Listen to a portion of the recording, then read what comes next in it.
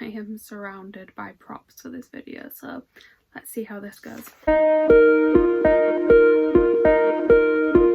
Hello, welcome back to my channel. Today I am going to be doing a little bit of a roundup of my reading year so far. So we are now halfway through April, which means that we are 3.5 months into the year. So I thought I would do a little bit of a wrap up of the first quarter of the year, so January to March. I have grabbed my laptop from a spreadsheet, I grabbed my reading journal, and I've grabbed a selection of my favourite and least favourite books throughout the year. So first things first, I read 34 books during the months of January to March, and that was 9 books in January, 11 books in February, and 14 books in March. So slowly but surely getting higher and higher in the amount that I'm reading every month, which is fantastic. Don't know if April's going to follow suit, but we'll see. So I've read 12,977 pages so far, and that works out at an average of 382 pages per book. For the format, I've read 19 physical books, 5 audiobooks, 4 ebooks, and 6 were mixed, so generally a physical and an audiobook swapping in between the two. My most read genre this year has been fantasy, which has taken up 52.9% of my entire reading, and that is 18 books. I've read 9 contemporary, which is 26.5%, 3 romance, which is 8.8%, 2 science fiction, which is 5.9%, and then 1 mystery and 1 historical fiction for 2.9% each. I already told you the average length of the book that I read, but 29.4% fall in that 350 to 400 range. So definitely where I'm sitting most comfortably at the minute. Age range has mainly been young adult, which was 70.6% and 24 books total, 8 adult books, which was 23.5%, 1 middle grade and 1 new adult, which were both 2.9%. Publication year, it's mostly been new releases. So for 2021 releases, we have 11 at 32.4%, got 10 2020 releases at 29.4%, 5 2019 releases, which is 14.7%, 2 from 2016, 2 from 2012 randomly, both of those at 5.9%, and then we have 1 from 2009, 2011 and 2013, which are all 2.9%. I keep looking down at my computer, by the way, if you're wondering what I'm looking at here. I've got spreadsheets. 31 of the books this year were new reads, 3 were rereads. And then for representation, for LGBTQ plus rep, we have 14 books where the main character identifies as some LGBTQ plus identity. We have 7 where the representation is present as a side character, and we have 13 where there was no representation at all. Those books need to do better. I've read 12 books so far this year that were by POC authors, and that makes up 35.3%. The majority of the books I've read have been written by women, so that was 25, which is 73.5%. 5 books written by men, which is 14.7%. 3 which were written by multiple authors, which was 8.8%. And then 1 book which was written by a non-binary author, which was 2.9%. 21 of the books I've read this year have been from series, and 13 have been from standalone. I've actually finished 5 series this year, which I'm surprised by. I feel like I need to go and have a look and see what series those are. And then last but not least, star ratings. 3 2 stars, 5 3 stars, 17 4 stars, and 9 5 stars. And that gives an average star rating of 3.94, just shy of 4 stars. My average star rating for the year is usually just over 4. So I feel like I have had a fairly decent reading year this year, because I've had a lot of 4 and 5 stars, but I've definitely had more 2 stars so far than I normally do. I am usually, you'll notice I haven't given anything 1 star. I am very, very reluctant to give 1 star, and 2 stars is usually a pretty poor rating from me as well. May need to rectify those 2 star reads for the rest of the year. Laptop away, that's all the numbers and statistics. Now I'm going to show you every book that I've read so far this year. So in January we had Daughter of Smoke and Bone by Laini Taylor, Days of Blood and Starlight by Laini Taylor, Concrete Rose by Angie Thomas, Dreams of Gods and Monsters by Laini Taylor, Night of Cake and Puppets by Laini Taylor, Get a Life Chloe Brown by Talia Hibbert, The Once and Future Witches by Alex E. Harrow, The Ravens by Cass Morgan and Danielle Page, and Love is a Revolution by Renee Watson. In February we have Winter's Orbit by Everina Maxwell, A Universe of Wishes by various authors edited by Donielle Clayton, Perfect on Paper by Sophie Gonzalez, Take a Hint Annie Brown by Talia Hibbert, The Heartbreak Voice by Simon James Green, A Song of Wraiths and Ruin by Roseanne A. Brown, Bookish and the Beast by Ashley Poston, The House in the Cerulean Sea by T.J. Klum, Gideon the Ninth by Tamsin Muir, Infinity Son by Edmund Silvera, and Kate in Waiting by Becky Albertalli. And in March we have As Far As You'll Take Me by Phil Stamper, Infinity Reaper by Adam Silvera, Bridge of Souls by V.E. Schwab, Actuary Jeeve Brown by Talia Hibbert, Lips Touch 3 Times by Laini Taylor, King of Scars by Lee Bardugo, American Royals Majesty by Catherine McGee, The Project by Courtney Summers, I'm Not Dying With You Tonight by Kimberly Jones and Gilly Seagull, Every Heart a Doorway by Shauna Maguire, Saga Volume 1 by Brian K. Vaughan and Fiona Staples, A Dark and Hollow Star by Ashley Shuttleworth, Truth Witch by Susan Dennard, and finally Dear Justice by Nick Stone. So now you've seen everything that I've read so far this year, let's break it down to a few favourites and least favourites. So I keep a reading journal, or at least I've started this year, and in my reading journal there's a couple of things that I keep track of. So I set a TBR every month. So far this year I've managed to complete my TBR every single month, so you can see they are all highlighted. That means that I read it. Well done me. Pat on the back. I then also have a page which is hauled. So the hauled page tells me every book that I have acquired a physical copy of, be that I've bought it, that I've been gifted it, or that I got in the subscription box. Various different reasons as to why I get them, but they are all listed on there. If a physical book comes into my house, I count it as being hauled. Now the reason that I'm tracking this year is that I have a big push on making sure that I don't haul more books than I read. So the next page that I have is the actual books that I read this month. And then I have pages read per day, as well as general stats. As you can see, I have a read and a hauled pile. That read pile always needs to be bigger than that hauled pile. Every single month it has been higher, which I'm very happy about. Again, like I said as well, I'm also focusing on pages per day. So my aim is to try and read 100 pages every day. It doesn't happen every day, but at least if it averages out, I'm happy.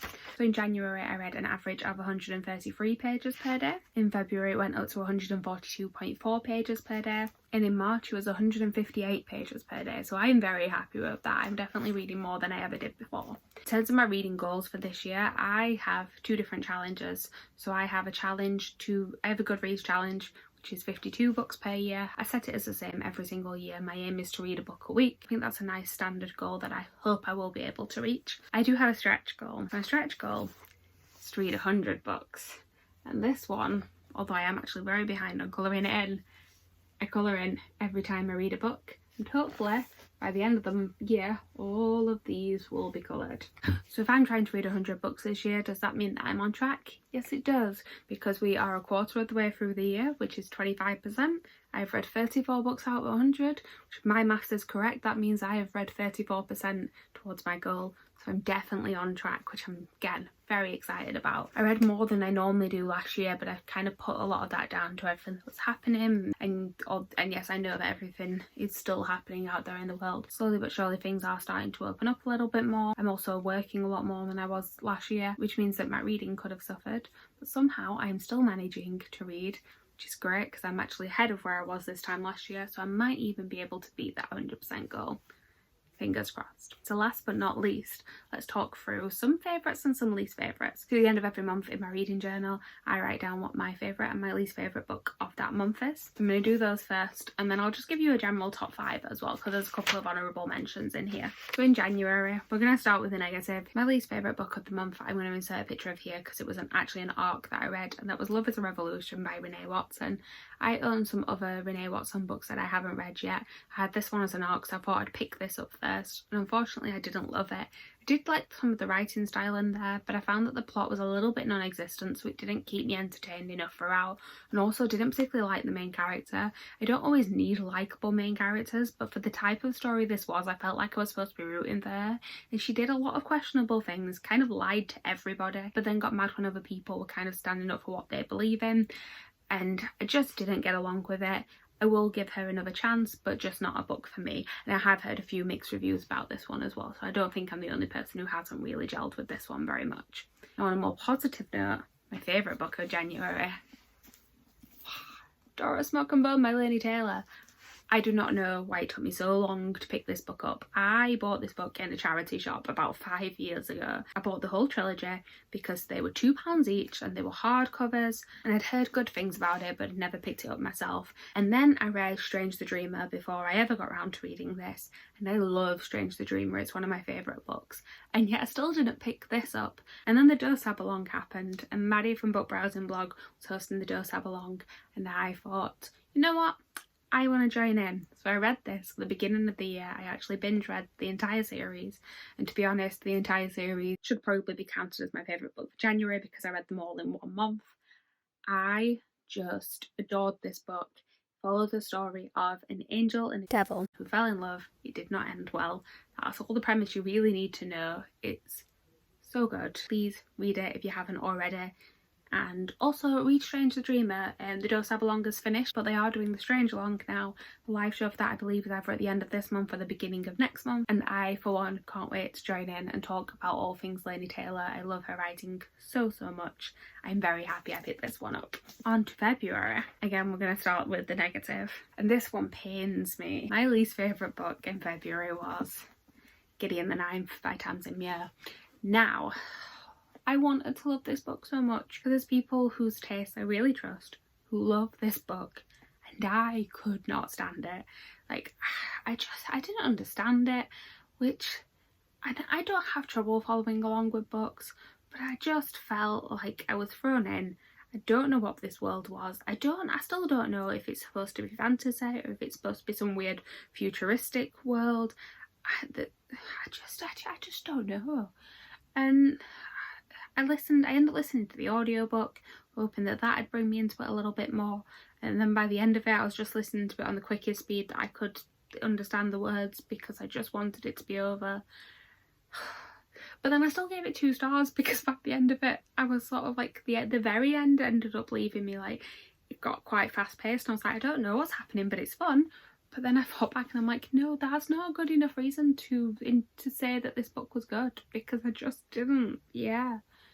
I can't tell you what happened. And the thing is that at the end of this I was still tempted to pick up the sequel, and then I looked at some of the reviews for the sequel and they were saying that it's even more confusing than this one, and I was just like, no, not for me. I'm unhauling this. I'm sorry, it's just not for me. On to much happier books to talk about. My favourite book in February. I mean, everybody loves this book, right? It's The House in the Cerulean Sea by TJ Klune. So this follows the story of Linus, who works for kind of like a social services department, it seems like, but in a magical world.